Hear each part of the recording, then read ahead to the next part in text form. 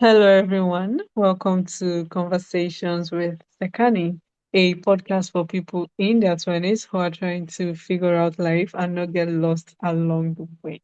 Today's guest is Rob Heller, entrepreneur and founder of the Boost program, a personal development curriculum helping teens and young adults develop the skills that school often overlooks. After building and selling his insurance company, Rob turned his attention to a different mission, equipping young people with the people skills, character, and mindset needed to thrive in the real world. Rob, welcome to Conversations with Sekani. It's a pleasure to have you on. Thank you so much for having me on, Sekani. It's great work that you do, so keep up the great work. Oh, thank you, Rob. Thank you. All right. So, yes, Rob, can you take us back to your 20s, basically? So, what kind of person were you in your 20s? What were Oh you boy, chasing? are you recording this? Because I'm not sure. No, I'm teasing. No, I feel like I'm almost the same person. Mm, I had great mentors in my life that taught me the oh, importance of connecting with people, um, and developing those relationships. So I feel like I've always had those skills because at a young age I was taught again by great mentors. But what I didn't have, what I'm realizing more and more, was just the um, mental abilities to fight through things, particularly in my mm. 20s. So again, there's a lot that I think I did pretty well in my 20s, but looking back, there's a lot that I wish I knew, and I wish someone had sat me down when I was in my 20s and taught me some of the skills. Wow. All right. Okay. So yes, thank you for sharing that with us actually. And what you said, right, that you didn't have, the mental ability to, go through things. So I feel like that's something a lot of young adults struggle with today, right? We are not actually taught how to navigate life when it comes to difficulties. We're only taught, how to enjoy life, but we're not really taught how to navigate it when it comes to, something bad or difficult, right? So, we'll be diving into that as the time goes, right? So, Great. yes, now, you're building success and you're discovering a new mission. So, how did you go from building an insurance business to eventually selling it off for eight figures? So really, again, regarding the Boost program, which is really what we're talking Mm, about. I had started a program 20 years ago. I have three children, and when my oldest was a teenager, I knew that there were certain skills that he would need just to navigate life. I wanted him to do well in school and be a good athlete and some other things. But really, at the end of the day, it was certain skills about connecting with people, having character, mm, that was going to make or break and allow them just to have a better life. And I went looking for a program to teach and reinforce those skills because we know, as at least as adults, that teenagers and parents can tend to tune us out. It's just a normal mm, part of the developmental process. And even though they are listening, it doesn't feel like it sometimes. So I went looking for a third party program to help reinforce the things that I knew were important. I couldn't find one. So being an entrepreneur, I created this program. So I had this mm, boost program. It was well received. But I also, my main business was insurance. And I ended mm, up getting really busy in that. I ended up selling it to a big company. And I thought, okay, I'll be done the insurance and go do the boost. And really just kind of got sucked into the bigger company in a good way. Just they asked me to do more and run different divisions and different things. So I did that for really 17 more years. So the boost program kind of got put on, not kind of got put on hold. And it was only in the mm, last couple of years when I was exiting that business and I still am young at heart and looking for stuff to do and I realized and recognized that the next generation really needs these skills more than ever. That even mm. a lot had changed in 20 years that really reinforced the need for these skills. So that's where in the last couple of years, I've really set aside the idea that I want to go out and teach these skills to the next generation. Wow. All right. The boost program, basically. So, you talk about some skills and what do you think are the skills that we are actually missing, right, in today's world? And the boost program, where does it come in actually in helping us get those skills? So great question. So what we've done is, and this has again been a 20-year process. So I really looked at this Mm, and come up with 26 skills that I feel are really important to help create this good life. And they're in mm, three, what I say, three legs of the stool. So your people skills, your ability to connect with someone and be likable at the end of the day. And certain things like listening and asking question and making it about someone else and not one-upping in every conversation in the greeting mm, process. So there's a number of skills within that leg of the stool. The next one would be character. So just being mm, honest and humble and kind and not gossiping. So there's a number of skills within that leg of the stool. And then the third leg, which really wasn't part of the initial program, was just this healthy mindset. Because I mm, really didn't understand it at that time. Even when I was in my kind of 40s, trying to teach this to the next generation. So it's really only been in the last couple of years that I've realized the importance of that. And I think just the world and the phone-based world that the next generation lives in just makes these skills more important. Just you controlling your phone, not it controlling you, having a growth mm. mindset, realizing you got to struggle to grow, all things that I know you talk about on other podcasts. So it's really these 26 skills, and then it's really helping the next generation develop those. Wow. Like you said, people skill, character, healthy mindsets, basically. Right. So, there was a guest I spoke with one time, and I asked, what do they think is one important skill that is going to be very useful for us later in life? And he said communication. Right. So, what Yes, do you it's think about that, basically? Yeah, so that is huge. And again, it's gotten tougher for the next generation Hmm. because of the phone-based world. They've kind of lost that skill, but been more isolated. And humans, as you know from other guests you've had, that we're born to connect, we're born to be with people. And so Mm, it's an important skill. And what's interesting, it is a skill that can be learned. So even if you're an introvert, if it doesn't come naturally to you, you can develop the st skills to connect with people. You just, again, need to understand what they are and practice them. And that's really what we do, within Boost. Wow. All right. That means I need to work on my communication. That's right. I don't want to be Everyone left needs behind. to, yeah. Yeah, All it's right. so Okay. crucial.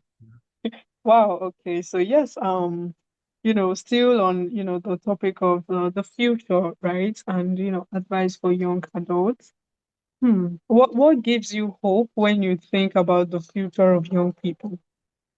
So look, the next generation wasn't born differently. So I know Hmm. sometimes our generation almost writes off the next generation and says they're not up to par and they're soft and can't, don't have grit and those kinds of things. Hmm. And I just think it's unfair to completely write off the next generation. We need to double down on teaching these skills. I think the next generation was born into a more difficult world than I grew up in. And some of it is every generation of adults says the next generation isn't up to par. I mean, my parents did it to my generation, their parents did it to them. So there's a certain level of that. But I do think this generation and people in their 20s are have it tougher. And again, a lot is just the world and the phone-based world that they live in. But I'm very optimistic. And I know when we teach these skills that the young people are craving them. They want to learn these things and they just know it will create the success that they need. Hmm. Wow. Right. Okay, so yes, thank you, Rob, for sharing that amazing word with us, by the way. And like you said, we are in a world like today's world is just mostly social media, phones. I mean, it is overwhelming at this point, honestly. And there's this comparison, right, that also comes with doom scrolling. So what advice would you give to people out there who are probably just doom scrolling and comparing themselves to people they see online and stuff like that? Don't do it. So, and look, I know it's hard. One of the things that we do is that we start going, we really focus it on say 14 to 25. Mm, So we really start early with just understanding how addicting the phone is and how it doesn't mm, make you feel good, as you just said.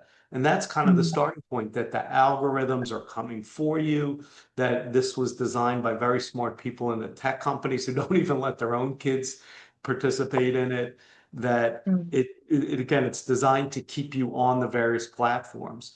And most of mm, the time, it is an addiction. It really is. I've talked to many addiction counselors, and although you may not have the symptoms of drug and alcohol or some other things, it is addicting. To me, anything that you know is not good for you, which you can't stop doing, it's addiction. is an addiction. Right. And look at the. I usually start with I have an issue too. I think that's the first place of addiction is that raising your hand and said so I start with myself and find myself sometimes scrolling for hours. And what we do is we Mm, really go through the process of realizing that how much time they're spending on it. That usually really wakens the student up to what's going on. So we have worksheets where we say, okay, if there's 24 hours in a day and you sleep 8 hours, that's 16 hours. And then we start calculating how mm, much time they're spending on their phone. And I know most mm, apps you can see the screen time, but we add in gaming and TV and video watching and iPad. So we add it all up. And the students are amazed when they see it. They're like, this is 40% of my time I'm spending on this. And I'm not mm, left feeling good. Like it's not helping me for the most mm, part. So the idea isn't to, we know you're not going to completely get rid of your phone and not have any technology. That's impossible in today's day and age. But if we could start getting some control over it. So whether it's not looking at it first thing in the morning, keeping it out of the bedroom, not looking at it an hour a night before you go to sleep.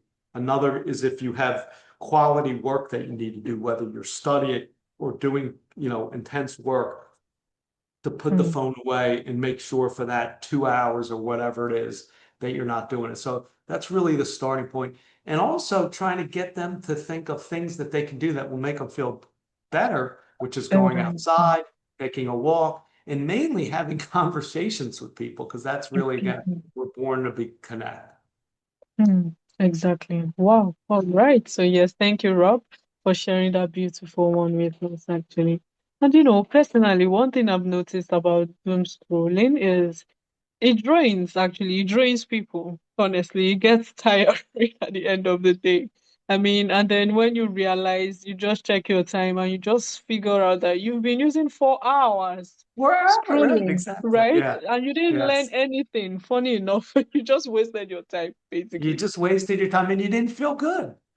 Exactly. You didn't feel good either. So that is something I think it's alarming actually, and it needs to be spoken about more often, honestly. So yes, you gave us, some tools that we could also do, like, walking outside, connecting with people. Are there other things you think like are like daily habits one can, just do to help get better at, dropping Yeah. our phone So down, basically? Yeah, so I think that it's a great point, and that's really what it is. It's those daily habits of Mm, breaks from your phone. So again, the examples I think about and we talk to students about is in the morning. Don't look at it first thing because again, it just puts you mm, in a bad mood. And again, the algorithms are coming at you a lot of times with bad yeah, news. So exactly. try not to do it in the morning. Usually an hour a night before you go to sleep is a crucial time. Um, Please get it out of the bedroom. I know, again, I'm Mm. guilty of that whenever it's in my bedroom and I wake up at 2 in the morning, and next thing you know, it's 2 hours later and I don't feel good. So get Mm, it out of your room. And then again, I think there's certain breaks during the day, particularly when you have concentrated work that you need to do. We've created, I don't have one handy, but we call it the Boost bag. And it's just a mm, bag underneath there's a zipper underneath so you can actually charge the phone and then you zip it up. And just the act of like zipping it up and putting it away and telling yourself, look, for the next hour, I'm not going to use it is kind of a starting point. Again, it's just designed to have you get in control of your phone. mm. All right. Wow.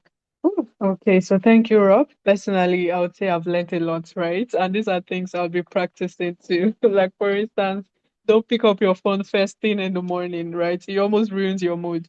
So don't do It that. ruins your Try your mood. best. Yeah. Yeah, Exactly. it ruins your mood. You're in a bad mood that day. Yes. Exactly. So yeah, thank you, Rob. This has been amazing. And finally, I would love for you to, talk to someone out there, right? Because that's the sole purpose of my podcast, giving advice to the younglings, basically. So for someone currently in their 20s who feel lost or left behind, right? What would you want them to hear or know about life? Life is all skill based. It's skill based. Mm, And once you learn it, the first thing is to learn that life is skill based. And once you learn that it's skill based, that's the starting point. Because then again, that allows you mm, to figure out what you're good at, what you need to work on. And again, I usually start with the connection, mm, having conversations with people, learning how to make it about someone else, not about you. So we mm, say, turn the spotlight off on you and put it on someone else. And mm, that's really a big key. Learning how to listen. Remember past conversations that you had with someone where they told you someone was sick or took a vacation or whatever it is, so you can bring that up.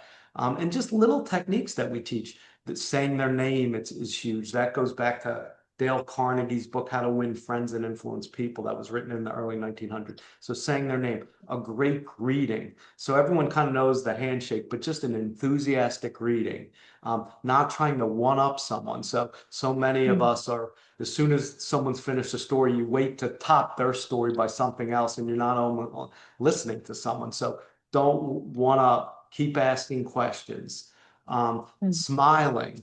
Again, just a great greeting, so all these little things that you can do. And if you practice it, and again, you don't need to be an extrovert. Like, I know this doesn't mm, come naturally for a lot of people. It didn't come mm, naturally to me as a kid, but if you practice it and think about it, and once you get in the groove, then you really get good at it, and it mm, becomes second nature. So I think that's probably the biggest key, is make the connections.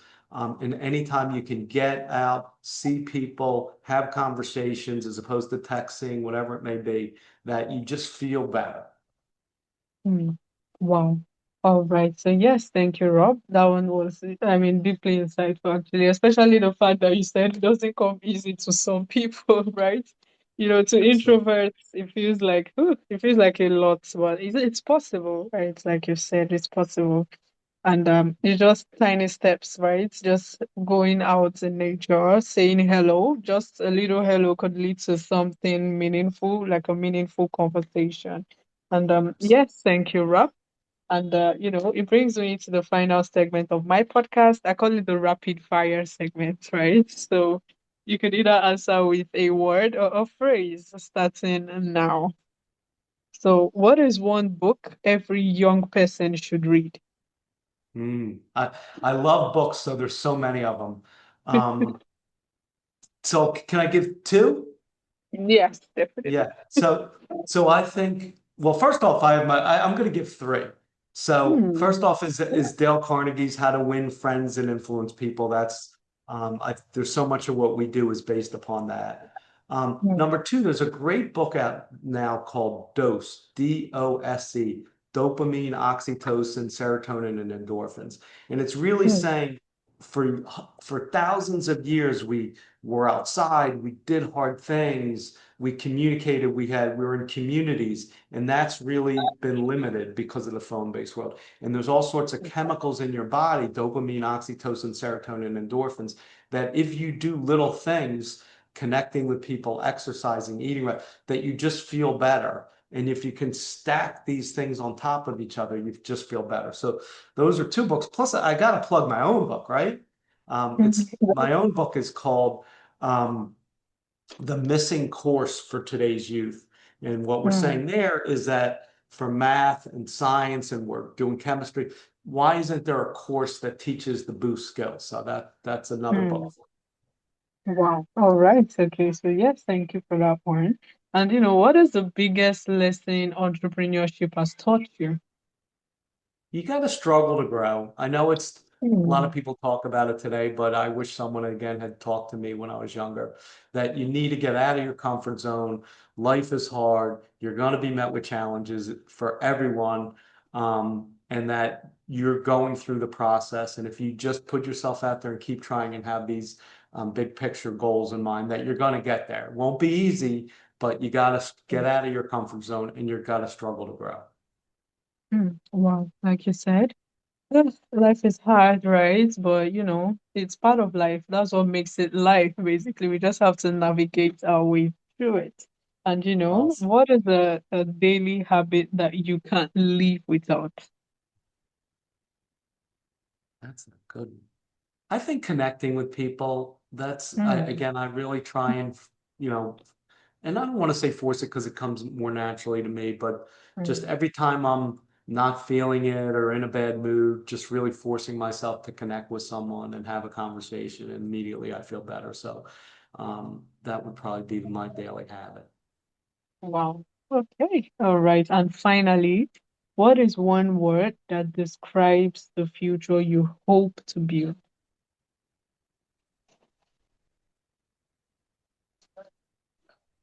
Skill based. Hmm. I guess I'm on a mission to teach these skills because they are skills. So I'll say a skill based youth understanding of a skill based world. That's not Wow. one word, but I am optimistic. All right. So yes, skill based. Okay, Rob, I'll say this has been a fascinating conversation actually. And before we wrap up, where can, listeners get to learn about, the Boost program and also learn about you and connect with you? Yeah, I think just go to boostprogram.com. There's a spot to buy the book that gives you more information. You'll see some other stuff. And this is a worldwide issue. So this is worldwide. So again, anywhere out there in the world, I'd love to have a conversation with you. Go to, again, Boost Program. My emails are heller@boostprogram.com. So I'd love to have any conversation with anyone.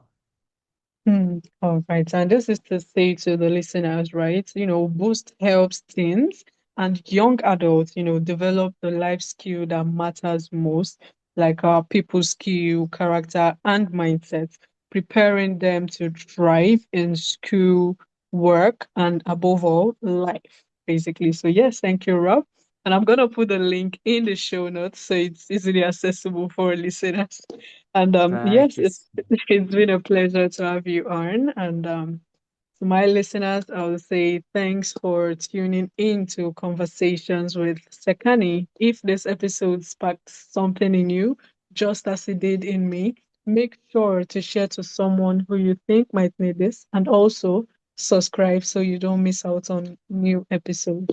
Once again, thank you, Rob. Do have a beautiful day ahead of you. Thank you so much, Sekani. Again, keep up the good work. It's fantastic. Oh, It's well needed what you're doing.